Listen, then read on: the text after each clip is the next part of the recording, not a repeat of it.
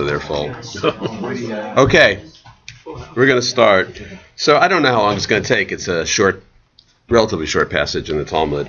This is in honor of Shavuot. And Shavuot, I was thinking this morning, it's a really multi-valenced holiday. By that I mean there's a lot of interesting symbolic significance and a lot that's going on. The main thing that's going on is Matan Torah. It's a celebration of revelation, receiving the Torah at Sinai. And but there's a lot more. I mean, obviously we read the book of Ruth. It's a harvest festival.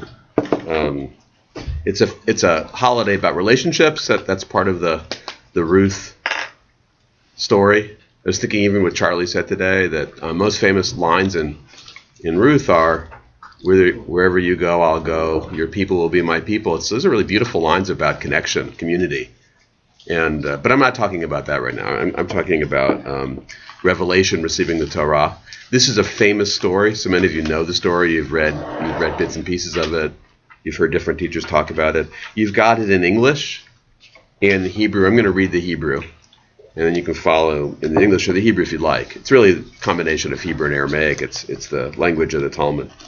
And I'll have a few things to say as we go on. It's a famous story. But sure, ask questions if you can interrupt me. So Mar Rav Yehuda Mar Rav. So Rav Yehuda said in the name of Rav, B'sha'ah sha'ala Moshe l'Marom. At the time when Moses went up to Marom, Marom means the heights. That's literally what it means. It seems to imply Sinai. Moses received the Torah at Sinai, but it doesn't use the word Sinai, which is interesting. It uses the word Marom, heights. No, it's more than just going up to Mount Sinai.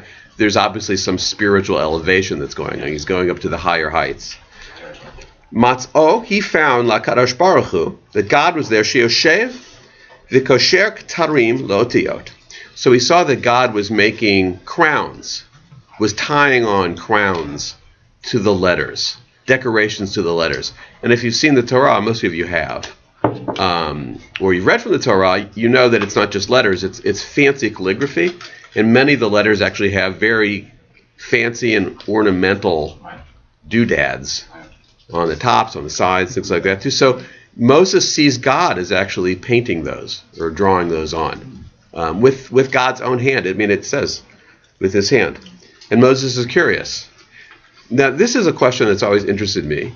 So Moses asked God, Amar lefanav, Ribono shel olam. So he says to God, the ruler of the universe, Ribono shel olam, Mi me'akev al yadcha. Who is delaying your hand? So it's interesting because a lot of different translations just that I see of this, I don't even know what it says here. Who is staying your hand? I'm not sure what the translation is here. But anyway, what you expect is the question you expect is, what are you doing? Why are you doing this? I mean, it's you've got letters and you've got the Torah, you've got the message. Why are you bothering to make these ornaments for the letters? So that's the question you expect. Really, what are you doing? Instead, it's who is delaying you?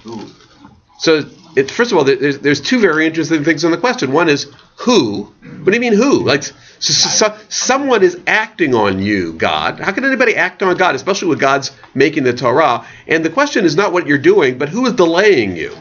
So the delay is, Moses is actually expressing some impatience. You could be done with the Torah now if you wouldn't bother with all these decorations. Because for us, the only thing that's important is the words themselves, not the decorations. So why are you bothering with the decorations? And it's also for who are you making those decorations? So it's not just like, why are you doing this? Now, the delay seems to mean something like, I'm ready for the Torah now. Mm-hmm. And I don't know why you're not just giving it to me now. Why are you delaying by making all these decorations? But it implies to us, and it should imply to us, especially from the rest of the story, that there's more to the Torah than the words themselves. So that Moses is impatient just to start observing Shabbat, because it's going to say observe Shabbat. And what God is doing is delaying his just quick observance and saying there's going to be more to it than that. There's going to be new discoveries. The Torah is not a cookbook, and so you have to take the time to understand what's going on in the Torah.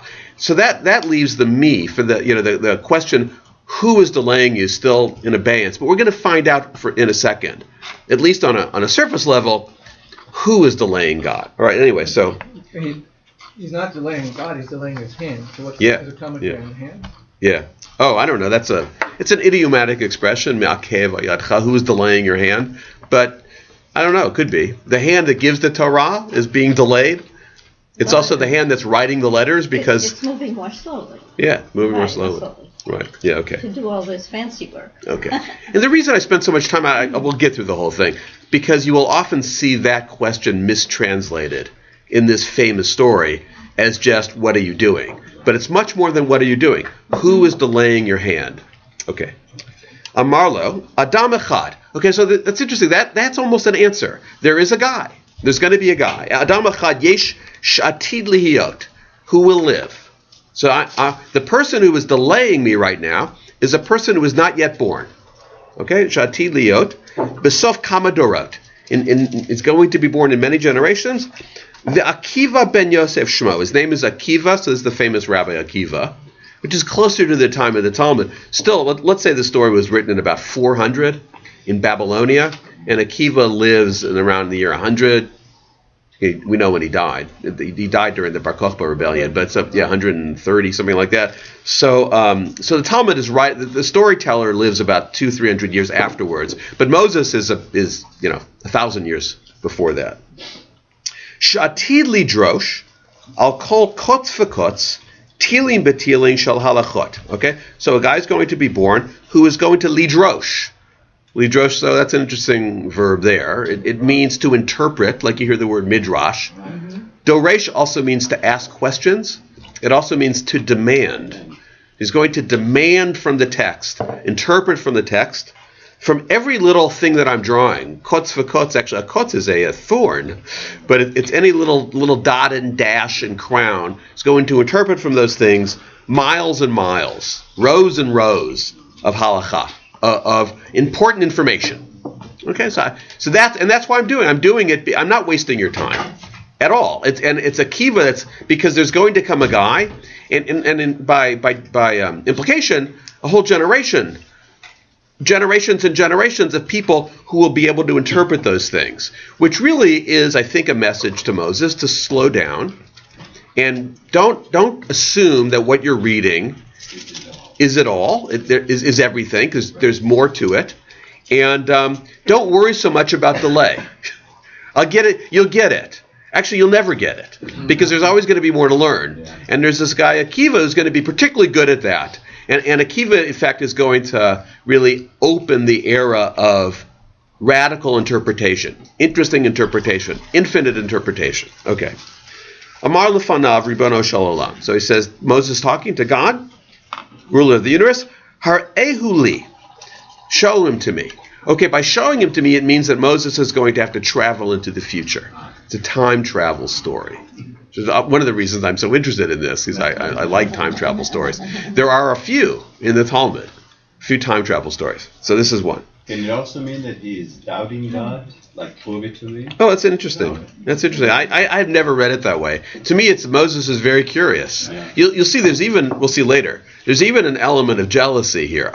Moses is thinking, I thought you wrote the Torah for me. Now you're telling me there's hidden stuff in there, and it's for a guy I never heard of, who's not even born yet.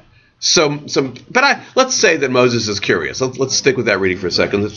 Now, here's something I like, and you can help me understand it. Okay? So I'm not sure. I think it's very profound, but we can't spend a lot of time on it. So here's God's answer. Amarlo, chazor la'achorecha. And I'm just going to translate this literally. All right, so figuratively, I mean, what it means is, let's say idiomatically is, I'm going to take you back. I'm going to take you forward in time. But chazor la'achorecha means go back. So it's very interesting because it means in order to travel into the future, you have to chazor la'achorecha. You have to go back. So what does that mean?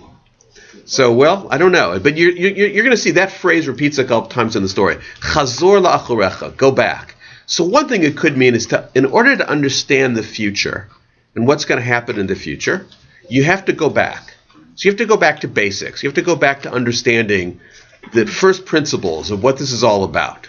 So that's in order to travel into the future, you have to have an understanding of the past, understanding of your past. I'm getting that. I get that from that. I mean, I don't know. You can think about it yourself. Okay, well, reread it. I mean, if you're thinking about a book, okay, you read it first time. Yeah. But now you want to understand it better. You have to go back and read it again. You want to understand the implications of the book for the future, how that book is going to affect future generations. So go back and understand it a little bit better. Right. So a lot of this is God telling Moses, don't be so impatient to just read the Torah and use it cookbook style. Right, and think that you've got it. Okay. Halach. So he goes back. V'yashav b'sof shmona shurot. He sat in the back row, in the 8th row. There's only 7 rows. Remember, we learned that in some other story. There's only 7 rows in the Beit Midrash. So Moses is sitting in the 8th row. And the seating was important. The seating was according to status. So the best students sat in the 1st row. And you tried to work your way up. Moses is now sitting in the 8th row. But that makes sense because Moses is just a stranger in the Beit Midrash. And he comes in and he sits in the 8th row. Yeah. Is that why you only have 7 rows in the sanctuary? I don't know. I talked to the architect. I don't know. There was no more rows. Yeah. That's exactly. 7 rows. Yeah.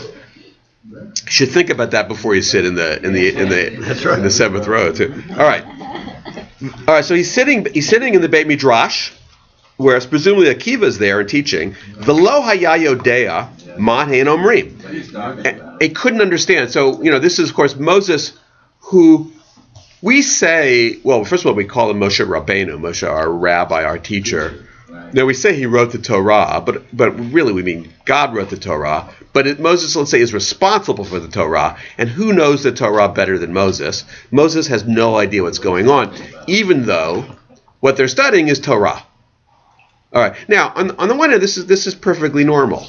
You take a modern-day physicist and you take him 1,000 years in the future, even if it's Stephen Hawking, whoever the most famous physicists are right now, they're not going to understand because knowledge progresses. But you think of Torah as not necessarily something where knowledge progresses, but, fundamental truths which don't change. So there's something a little odd about this, yet there it is. Moshe Rabbeinu, who no one knows Torah better than him, doesn't know what's going on in a Torah class 1,000 years in the future. Something unsettling about that? It's unsettling to Moses. Tashash kocho. So again, not always translated correctly. Tashash kocho literally means he became weary. His strength ebbed. Right? Some strength flowed out of him. And it's the context here is despair. He becomes despairing. So some of that happens whenever you hear a lecture you don't understand. Like your energy runs out. Oh my God, I'm never going to understand this. You read an instruction manual and you have no idea. And so you get weary. I'm weary. I don't want to read this anymore. So that's part what happens. But there's a lot more that's going on with Moses. Maybe some ego again. So I thought that I knew this better than anybody, and I have no idea what's going on. I'm in the 8th row. There's only 7 rows. In knowledge, I'm in the 8th row. So Moses there's some ego. There's some frustration.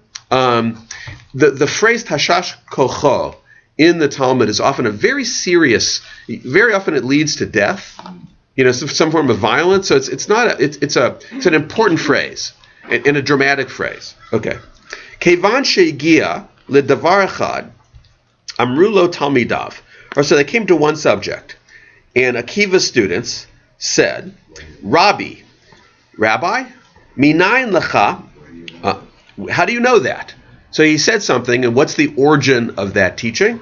Amar lahen. So Akiva says, halacha leMoshe miSinai. Says that's a law from Moses at Sinai.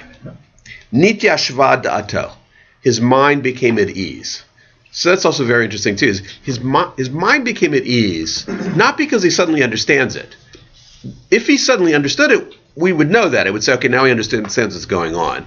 So all that it took to ease his mind was to invoke his name.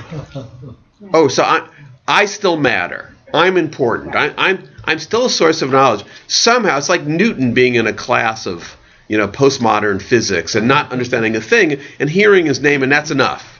That's enough for Newton to know, even though he's frustrated and he's got a big ego and where am I? How come I can't understand this? I feel like a child. But hearing his name seems to make a difference to Moses. And does that give us some insight into Moses' character? Maybe, or maybe it's some insight into the human character. Just the fact that in the future, something we do will matter enough that there's a name there. So maybe I don't know. This is an interesting story. Anyhow, that's all it takes for Moses at this point to become at ease and actually to become a fan. He's converted now. Now he gets it. He gets a lot. He gets that, okay, there's these things, the crowns. I'm not going to understand them. Other people will understand them. But there'll be, and you could also interpret it this way, some solid basis, something that will never die, some fundamental sense of truth that will continue generation to generation. And that also eases Moses' mind, too. And there's a lot you could say about this, too. And how different is our Judaism from several generations ago, but how similar, too. How far in the future have we traveled, and we're going to travel faster? So the elements that we think of as important and the way we practice Judaism will be very different from our great-great-great-grandparents, but there will be elements that they will recognize, names that they'll recognize. And, of course, the trick is to find that balance. How much do we preserve as fundamental truths, but how much innovation do we allow ourselves? The story here introduces that tension without solving it for us, only saying that somehow there has got to be some link to the past. And that's revelation. Revelation is flexible enough that it will fit your 22nd century lives as Jews, where you'll be able to live modern lives. But you better make sure there's also some fundamental truths that link you back all the way to Moses. Okay, that's the big challenge. What's a bigger challenge? Okay, all right. But we're not done yet. Some people stop the story then, and then they miss the really dramatic part of the story. Yeah, so I'm sorry, I lost my place. Chazar. Okay, he went, now again, you have the word. Chazar means he went back. Now he's going back to the past. But every time he travels in time, it's a going back. I'm not going to spend time on that. You can think about it, what that means. That's the word that's used for traveling in time, go back. Whether you're going to the future or whether you're going to the past. Chazar. Uba lifnei HaKadosh Baruch Hu. Comes back to God, the Holy One, blessed be He. Amar lefanav, says to him, Ribono shel olam, Master of the universe. Yesh lecha adam kazeh, v'ata noten Torah al yadi. You have a man like this, and you're giving the Torah through me. So, in other words, why isn't Akiva the guy that gets the schut? The schut means the great honor, the merit of receiving Torah. Why is my name linked with the Torah, Moshe Rabbeinu, and not Akiva? That's really interesting too. This is Moses as humble, yeah, and also Moses catching something in the lecture of Akiva where he feels like Akiva is a better man than he is, a better person to really receive divine revelation. So is he asking this out of humility? Is it just plain curiosity? He's probing the mind of God a little bit? He just asks the question. So God gives a very useful answer. Amar lo shtok. He says, shut up. Literally, that's what it means. Shtok. It's still in modern Hebrew. Shtok. Kach Allah b'machshava lefanai.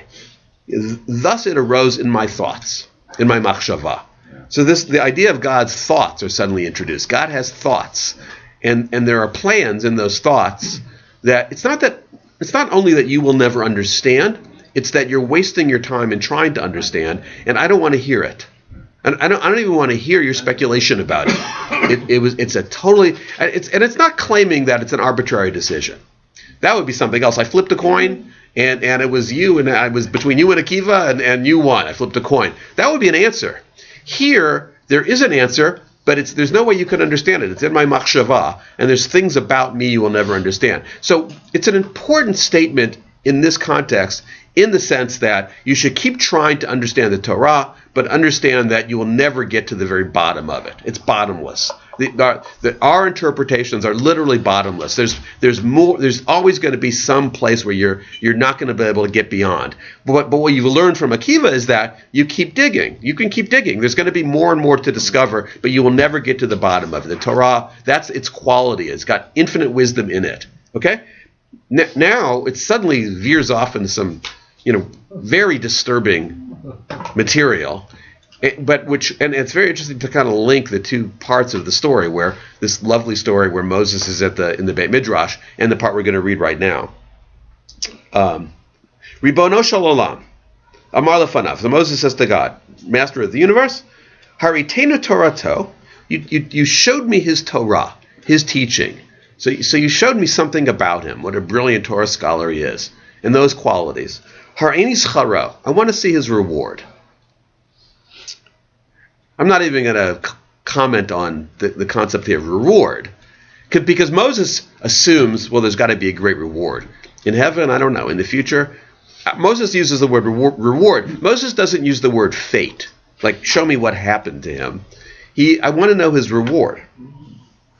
Remember, there's a storyteller here? Yeah. Mm-hmm. Right? And the storyteller is telling us a story and wants us to get ideas from this story. The storyteller also is using words very carefully.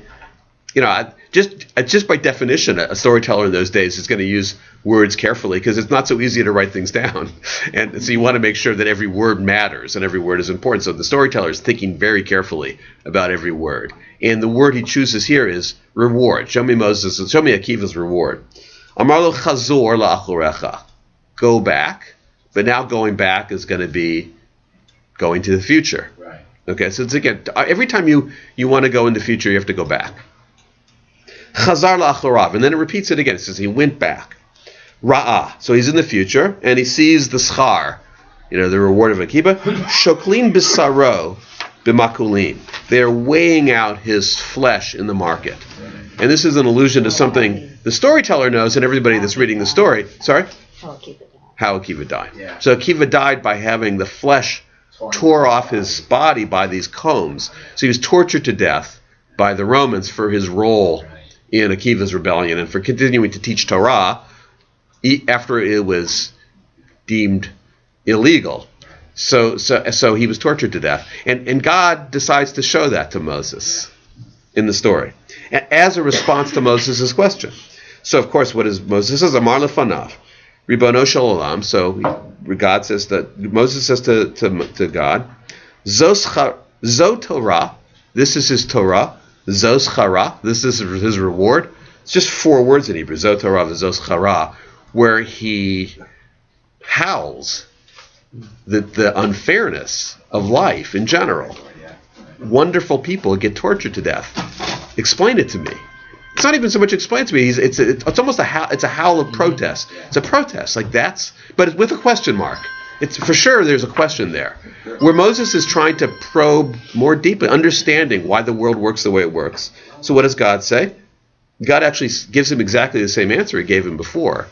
And the answer he gave him, the question before was a more benign question, which was really why didn't Akiva get the Torah? Now it's why do good people suffer so terribly? And the answer is shtok, shut up. Kachala b'machshava lefanai. That's how it rose up in my thoughts.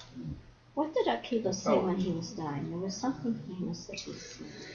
Yeah, there's there's different stories about what happened. There's 2 interesting dimensions that I see.